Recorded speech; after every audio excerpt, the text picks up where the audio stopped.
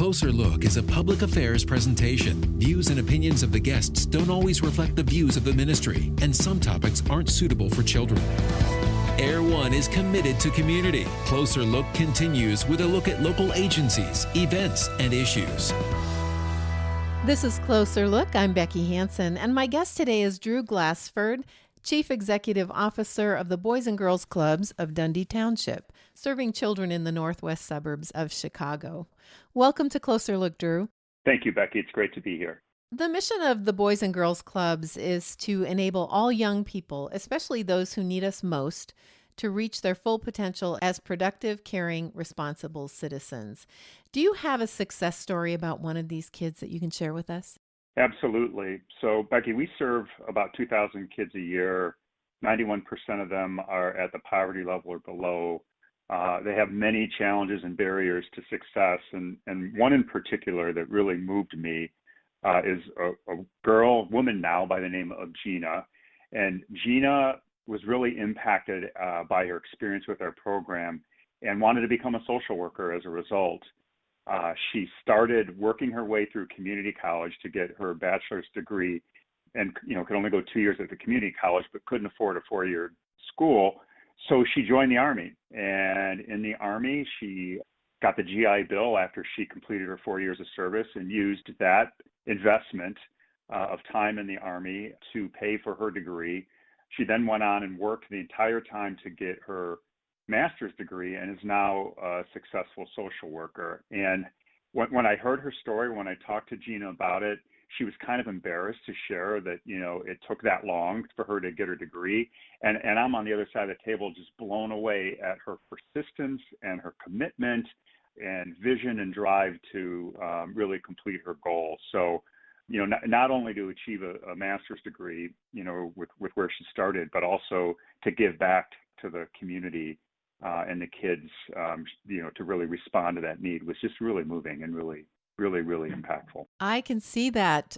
Such a full circle and a great example to anybody that she deals with for the rest of her life. Truly, she stepped up to the plate and did what she had to do. Such personal responsibility. That's a characteristic that we can all use. I agree. One of the most important things for our kids to see is someone who looks like them, who came from their experiences and then went on to be successful, right? So she's got that story and the power of her own understanding and her own challenges to overcome that will motivate and inspire other kids to follow. It's extraordinary. And part of the success, I think, is characterized in the tagline of the Boys and Girls Club: nourish character, inspire potential. It speaks to me that part of the effort is to provide that nourishment or the environment, but the child needs to be inspired to meet their own dreams and potential. Absolutely. When you think about a child that's in a financially challenged household, a lot of times it's a single parent or dual working parents, all of whom are working hard and just don't have the time to spend with their children that what a resource family would have. So what's really impactful about our program is our leaders. Our leaders are like that parent to them. We call them mentors, but they're really more like a big sister or an aunt, or sometimes a parent, right, who can spend that time to, first of all, believe in the child, and second of all, provide guidance on what they need to do to be successful. And that starts at the elementary school age, right? So we work with our elementary school kids to craft that character, right from wrong, perseverance, belief in themselves, positive identity. And then as they go into middle school, as wonky as middle school can be, when they're really discovering who they are, to support them, to explore, and as they start to handle becoming mature, how to take on the cultural pressures, right, that our culture puts on them. And then into high school, where they really need to figure out their pathway after graduation and how they can be successful. So I really love our tagline, to nourish character and inspire potential, because it really defines the pathway from elementary school through high school and what we consider to be the ultimate determinant of success, and that is employability. What I think is interesting, too, in all of the things that you just spoke about is that there's a responsibility for all of us. I mean, you're obviously playing a huge role with the Boys and Girls Club and these kids' parents and aunts and uncles and friends. But even those of us who aren't related or having daily contact, we can affect kids in the grocery store line, can't we? Absolutely. No, and it's one thing that really inspires me daily is the level of community support. It truly does take a village and a community to get behind these kids and to support them.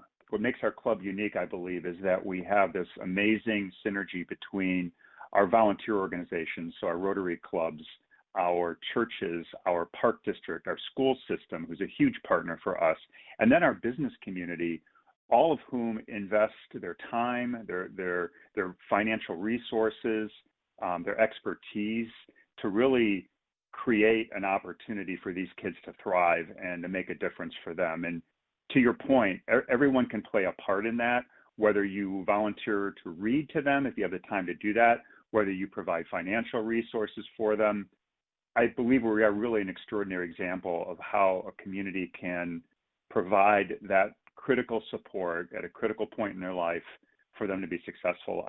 Someone once shared with me that every kid needs someone that believes in them to be successful, because we certainly know the challenges that life can present at them, and they certainly have more than the typical or average. So everyone plays a part in it. Everyone's valued, and I believe our results show that. If you're just tuning in, I'm Becky Hanson, here with Drew Glassford, Chief Executive Officer of the Boys and Girls Clubs of Dundee Township, serving children in the northwest suburbs of Chicago. Drew, your club has been working in Dundee Township for about 23 years, if I did my math correctly. What services were provided in the beginning, and how has that changed over the years? That's a great question, because it really shows the success and evolution of the difference we've made. So the club was really started because the police chief and the head of the park district and the head of the school district and some business leaders got together and said, we've got a gang problem in Carpentersville and in our communities, and it's because these kids are idle, and we need to give them a solution after school. So they really formed the club, first of all, it's just a safe place to go to be a kid, and it was very successful. The crime rate dropped significantly. The school attendance rate improved dramatically. So in its first formative years, it was really effective at providing a safe place and a nurturing environment for these kids to thrive. As the organization evolved, we then started to look at how do we move from being a charity and a safe haven to becoming an actual change agent? How do we address the systemic issues that without support of parents or a mentor that can give them a vision of who they can be, you can't dream what you don't know, right? And so how do we inspire them that there's more that they can achieve, and then help support them on that path? So over the past 23 years, we've moved from, first of all, just solving this challenge that our community faced with crime and gang involvement, to where their gangs are non-existent now, and we're moving our kids to opening up their experiences and awareness of what's available to them and how to achieve it. I think it's interesting that you talked about those dreams. My husband and I have done some extensive travel in areas of the world that aren't probably everybody's first choice to visit. But I remember him talking to some kids once and asking, well, what are your dreams? What do you want to be? And these kids didn't have that luxury. They didn't dream. And I think it's sad to say that it's true here in the United States as well. We do have kids that they're just making it day to day, and they don't have that luxury to dream. I totally agree, Becky. One of the statistics that really moved me to do this work and to realize the disparity between growing up in a household with resources and one that doesn't have resources is that there was a study done by the University of Chicago with their crime lab on the challenges that the south and west side of Chicago is really facing. And they shared that 80% of the kids that live in those communities have never seen Lake Michigan, which is, maybe a 5 mile or, 5 miles from where they live, right? And what you realize is when you don't have access to that, when you don't have someone that's showing you what's available or what's possible or even what your community is really like, or your state is like, or the nation's like, you become very myopic, and obviously that can build into frustration and anger and resentment, and you just don't know any different, so you just don't know. So a huge piece of it really is about expanding their awareness, getting them to be able to dream, because they then know of what they could be and the possibility that's there. So it really reinforces the need for these kids that are under-resourced and the challenges they have when you understand how limited their world is when you grow up in that environment. How has COVID-19 changed the work that you do? This has been a really difficult time for all of our families. We've all had to make adjustments. But when you think about food scarcity, income threats, right, housing scarcity, housing threats, it's a whole nother level for our kids. We responded right away and opened up our first on-site facility on April 16th. So 2 weeks after our schools shut down, we knew our kids needed levels of support. So we started with a virtual program and an in-person program. And the in-person program was really about those kids that were children of essential workers, right, who their parents had no other choice, but they had to go to work at the hospital, or they had to go to work at the police department, or they had to go to work for the village or the grocery store. And so we really had to meet some very basic safety net needs for our community for it to be able to function and support the infrastructure that was critical, right? So we were able to serve that role. And then as it evolved and we realized, well, kids weren't really getting outside, kids were, stuck inside for the summer, we created a summer camp program that was live and virtual that would get them out and encourage them to explore. We actually had this whole 10-phase exploration themed, Become a Summer Explorer program that would try to help them get out of the house and get into the community, go to parks, just explore their backyard to start, but then explore their community and get out. But then in the fall, our school district has been working really hard to try to get the kids back in school because they know that's the best environment for them to learn. Our kids are at least 20%, some are 30% behind their typical cohort on reading and math. And so we all knew, school districts especially, that having them not being in school and a lot of them not having internet access and a lot of them having home environments that weren't quiet, that they were going to suffer even more as far as their deficits. So we worked really closely with our school district partners who've just been awesome partners, District 300, District 220, and District 158, to open up distance learning centers. So we converted gymnasiums and cafeterias and learning centers into distance learning centers so our kids could come. They could, first of all, get a meal. Secondly, have a quiet place to learn. Third, with a 1-to-10 staff ratio to support them as they did their learning. And every one of them had different schedules and different teachers. So that was quite a bit challenging for my staff. And then also, obviously internet accessibility. So they had a place where they could get on Wi-Fi and get and access their classes. So that was really huge. And I got to say, our team, has just been extraordinary in their ability to pivot, because as we think about how COVID has impacted our communities, we've been through, 3 or 4 different shifts on how are they learning, where are they learning, and then how do we really support our partner school districts in helping our kids be successful. Thanks for joining us. This is Closer Look. I'm Becky Hanson with my special guest, Drew Glassford, Chief Executive Officer of the Boys and Girls Club of Dundee Township. You're going to find them online at BGCDT.org. That's the acronym for Boys and Girls Club Dundee Township. Or reach them by phone at 847-551-4309. Drew, it sounds like you've been very innovative. Your whole team has been very innovative. You also have some other programs I want to talk about. Impact Center for Teens is pretty exciting. Tell us about that program. We have an extraordinary board of directors, and we were presented with an opportunity with School District 300 to redevelop a space and repurpose a space right next to Dundee Crown High School, where almost all of our kids go to high school, and create an environment that focused on career development and career pathway. And so we chose the name Impact Center, and we worked with the kids to pick that name because our belief was we knew we wanted to impact the kids in their future, but we also wanted our kids to impact the community and become known as a force for good. So we designed and built the Impact Center, and we just opened it in January of this year to focus on more of an emphasis on career pathway. What were they going to do after high school, and what's available to them, especially in the local community, for job opportunities, particularly in the technical skills and technical trades area. We have a lot of advanced manufacturing. We have a lot of computer science opportunities, and of course, skilled trades and building trades, all of which may require 1 or 2 year competency, which is very achievable between the pathways that are available with the school district and with our community colleges.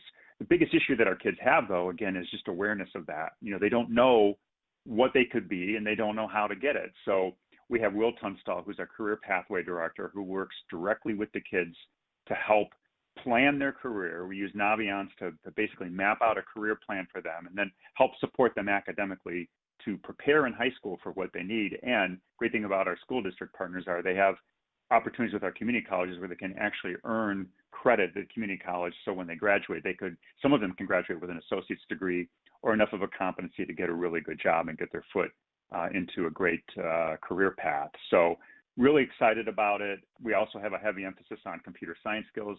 We have a computer lab. We have a build lab. We have a culinary lab where we teach them how to cook at home. We have an area where they do their laundry.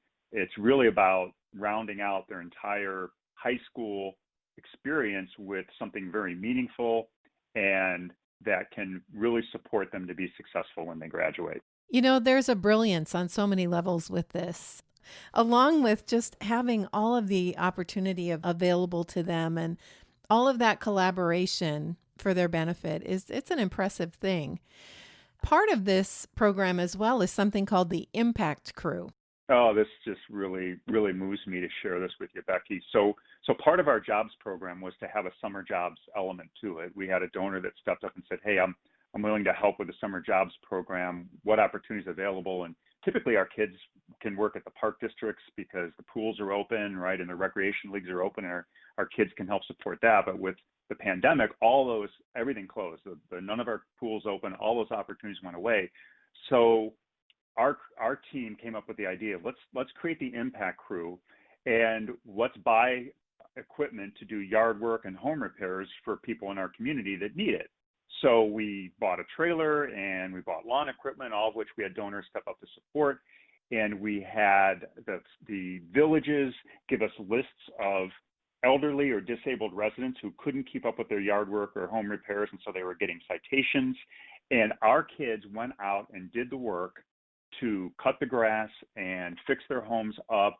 And I have to tell you, it was one thing to have the goal and objective to be work experience and have these kids feel good about it. But what I thought was really extraordinary was the residents' response to our kids. And some of them had lived in our communities for 75 years.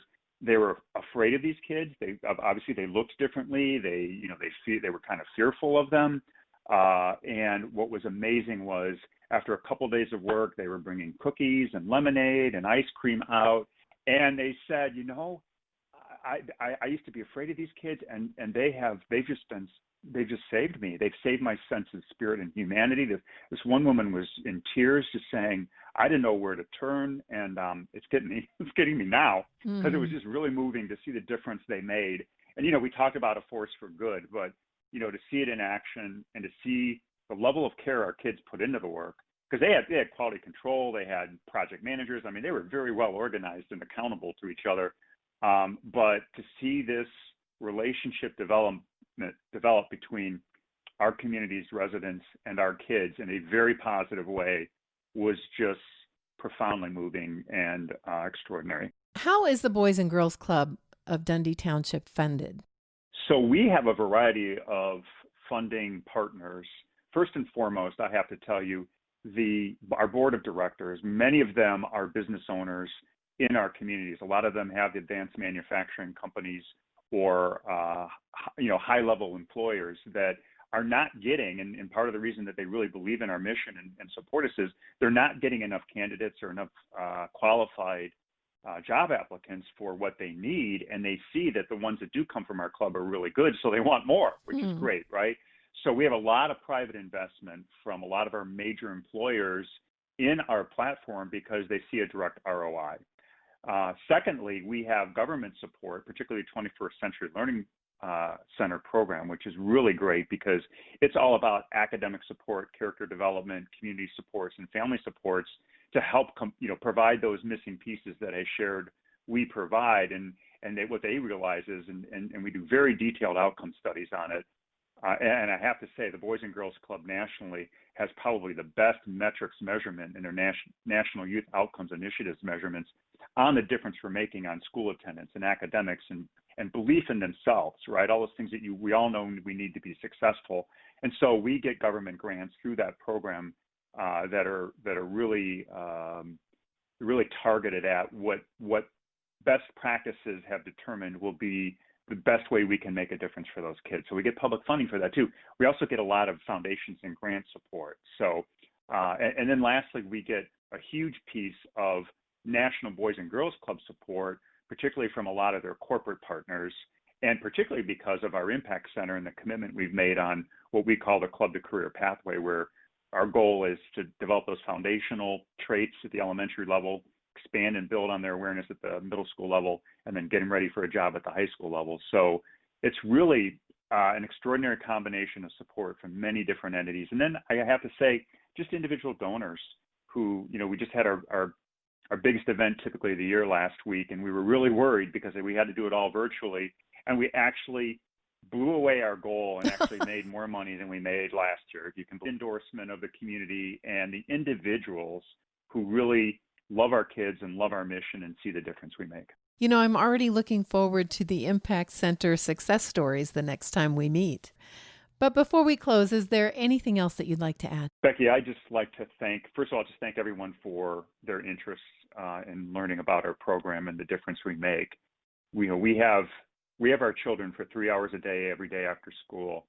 And I can't emphasize enough how well our community has worked together to support our kids.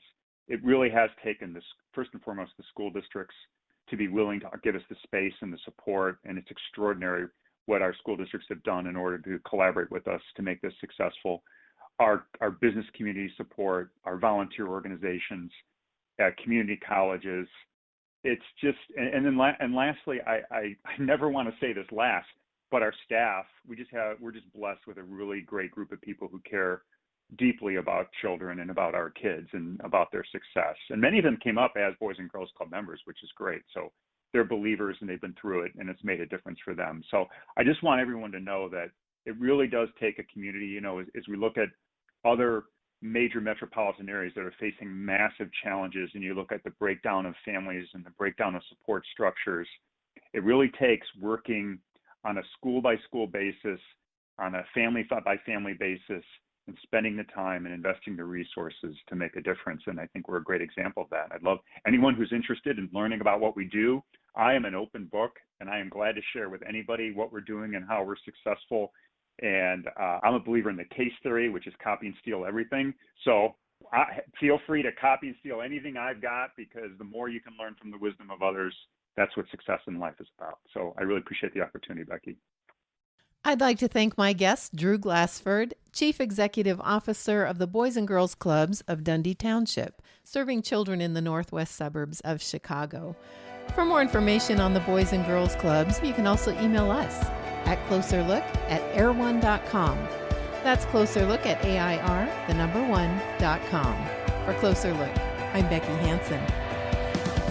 This has been Air One Closer Look. Find us online at air1.com.